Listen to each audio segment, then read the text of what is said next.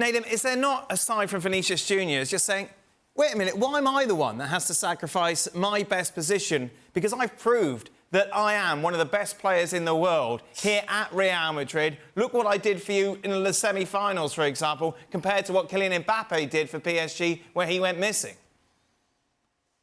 Yeah, Dan, to be honest, I think ego is always going to come into play when it comes to football, but ultimately I don't believe that is going to be as big an issue as, say, you perceive it to be or other people might perceive it to be. The fact is they're bringing in one of the best players in world football to come and join Madrid, to join that Madrid culture and to try and help them be even more successful. And I think with someone like Carlo Ancelotti on the sidelines, there's so much belief that he will find a way. This is a guy that never looks flustered.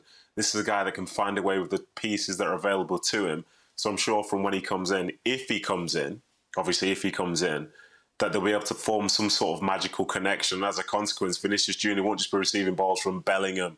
You know, now he's going to be getting it from Mbappe. He's going to have people stretching the game as well. And as a consequence, that raises their potential even higher.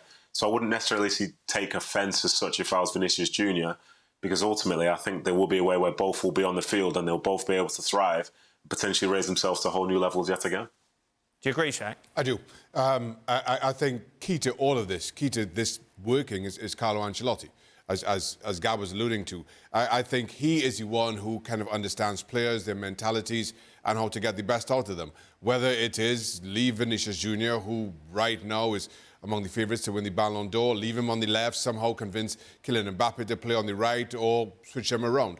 But whatever it is, whatever that solution may be, again, I think this comes down squarely to Carlo Ancelotti, and there's no reason to not believe that he can somehow make all of this work, including somehow figure out Rodrigo and what his position with the club at the club is.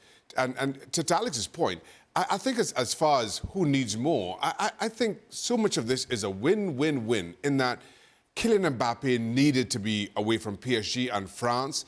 I think a move to a club like Madrid a couple of years ago would probably have benefited him a whole lot more. Madrid welcoming the best players on the planet at the Bernabeu, again with Carlo Ancelotti, that works. And then for PSG, I think they desperately needed to figure out life after Kylian Mbappe.